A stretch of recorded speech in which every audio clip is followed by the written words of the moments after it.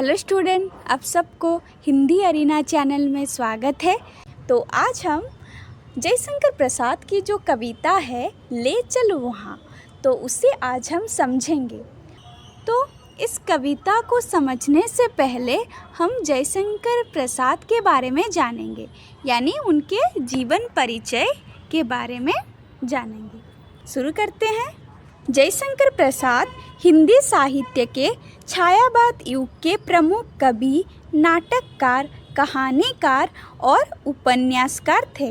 उनका जन्म 30 जनवरी 1889 को वाराणसी में हुआ था। जयशंकर प्रसाद जी ने कविता, कहानी, नाटक और उपन्यास सभी क्षेत्र में महत्वपूर्ण रचनाएं की हैं। उनकी रचनाओं में प्रकृति प्रेम, मानवता, राष्ट्र प्रेम, दर्शन और भावनाओं का सुंदर चित्रण मिलता है। उनकी सबसे प्रसिद्ध कृति कामायनी है, जिसे आधुनिक हिंदी का श्रेष्ठ महाकाव्य माना जाता है। उनकी अन्य प्रमुख रचनाओं में से आंसू, लहर, चंद्रगुप्त, स्कंदगुप्त, ध्रुव स्वामिनी, कंकाल और तितली शामिल है। ये रही जयशंकर प्रसाद की संक्षिप्त जीवन परिचय। तो अगर आप इसे ज़्यादा पढ़ना चाहते हैं, मतलब पूरे डिटेल्स में आप जानना चाहते हैं, तो आप स्क्रीनशॉट भी ले सकते हैं। इसका स्क्रीनशॉट ले लीजिए।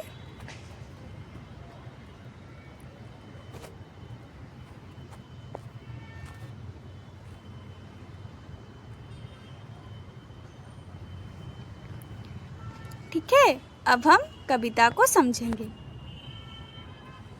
ले चल वहाँ भुलावा देकर मेरे नाविक धीरे धीरे।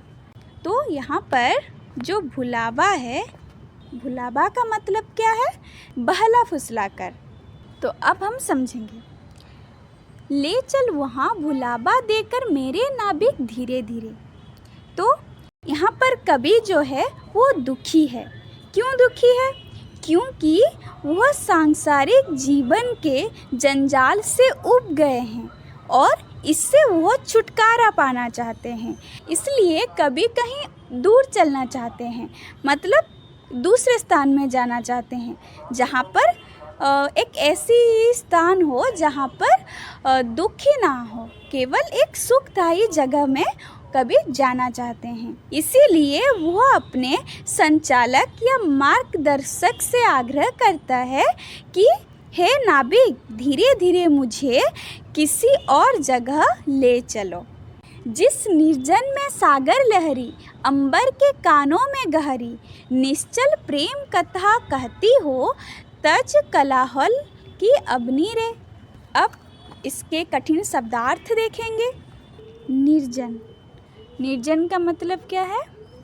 सुनसान व एकांत स्थान।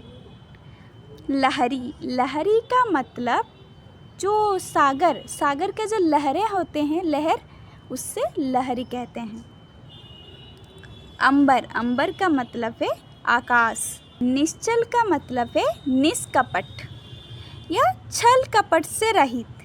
तज, तज का मतलब है छोड़कर। कोलाहल का मतलब शोरगुल। अग्नि का मतलब है पृथ्वी या धरती। अब हम इसे समझेंगे।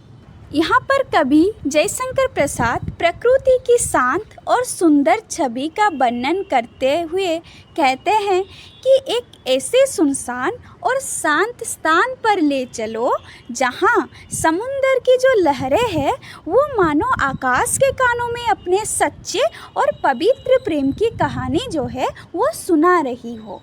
मतलब यहाँ पर कवि का भाव है कि प्रकृति की शांति और सौंदर्य मनुष्य को सच्चे प्रेम, आनंद और आत्मिक शांति का अनुभव कराते हैं। फिर उसके बाद देखेंगे। जहाँ सांझ सी जीवन छाया, ढोले अपनी कोमल काया, नील नयन से ढुलकाती हो, ताराओं की पांति घनी रे। सांझ, सांझ का मतलब है शाम या संध्या। काया, काया का मतलब है शरीर। ढुलकाती, ढुलकाती का मतलब है बरसाती। पांति, पांति का मतलब है पंक्ति। घनी, घनी का मतलब है बहुत अधिक या सघन। अब हम इसे समझेंगे। कभी यहाँ पर कहते हैं कि जहाँ संध्या या शाम की तरह शांत और सुंदर छाया फैली हुई है, वहाँ प्रकृति अपनी कोमल और सुंदर छवि लेकर आती है। उस समय ऐसा लगता है, उस समय का मतलब कब ना, जब प्रकृति अपनी सुंदर छवि लेकर आती है तब ऐसा लगता है कि जैसे नीले नेत्र से बहुत सारे तारे झर रहे हो और आकाश तारों से भर गया हो। यानी यहाँ पर कवि ने रात के सुंदर दृश्य का वर्णन किया है। फिर देखेंगे, जिस गंभीर मधुर छाया में विश्व चित्रपट चल माया में, विभूता विभूषी पड़े दिखाई, दुख सुख वाली सत्य बनी रे। चित्रपट, चित्रपट का मतलब है चित्र से भरा दृश्य। माया, माया का मतलब तो आपको पता ही होगा, मोह। विभूता, विभूता का मतलब है ऐश्वर्य या महानता। विभू, विभू का मतलब है देव। अब इसे हम समझते हैं। तो जिस गंभीर मधुर छाया में विश्व चित्रपट चल माया में, विभूता विभूषी पड़े दिखाई, दुख सुख वाली सत्य बनी रे। तो कभी यहाँ पर कहते हैं कि इस संसार की सुंदर और रहस्यमयी छाया में पूरा विश्व जो है एक चलती हुई तस्वीर यानी चित्रपट की तरह दिखाई देता है। यह संसार जो है वो माया से भरा हुआ है, फिर भी इसमें ईश्वर की महानता और शक्ति हर जगह दिखाई पड़ती है। यानी इस संसार में जो सुख और दुख हमें अनुभव होते हैं वही जीवन का वास्तविक सत्य बन जाते हैं। अर्थात जीवन में सुख दुख दोनों का होना स्वाभाविक है और इन्हीं के माध्यम से मनुष्य जीवन के सत्य को समझता है। श्रम विश्राम क्षितिज बेला से, जहाँ सृजन करते मेला से, अमर जागरण उषा नयन से, बिखराती हो ज्योति घनी रे। तो श्रम, श्रम का मतलब है परिश्रम व मेहनत भी कह सकते हैं। विश्राम यानी आराम। क्षितिज, क्षितिज का मतलब है वह स्थान जहाँ आकाश और पृथ्वी मिलते हुए दिखाई देते हैं। यानी आकाश और पृथ्वी का एक मिलन स्थान को क्षितिज कहा जाता है। बेला, बेला का मतलब है समय। सृजन, सृजन का मतलब है नई चीज का निर्माण करना। ज्योति घनी, उसका मतलब है अमरत्व का प्रकाश। अब इसे हम समझते हैं। श्रम विश्राम क्षितिज बेला से, जहाँ सृजन करते मेला से। पहले इससे हम समझते हैं। तो यहाँ पर कवि कहते हैं कि जहाँ परिश्रम या श्रम और विश्राम का सुंदर संतुलन होता है वहाँ जीवन में नवीन सृजन और विकास होता है। जैसे क्षितिज पर सुबह और शाम का मिलन एक सुंदर दृश्य बनाता है, वैसे ही कर्म और आराम का संतुलन जीवन को सफल बनाता है।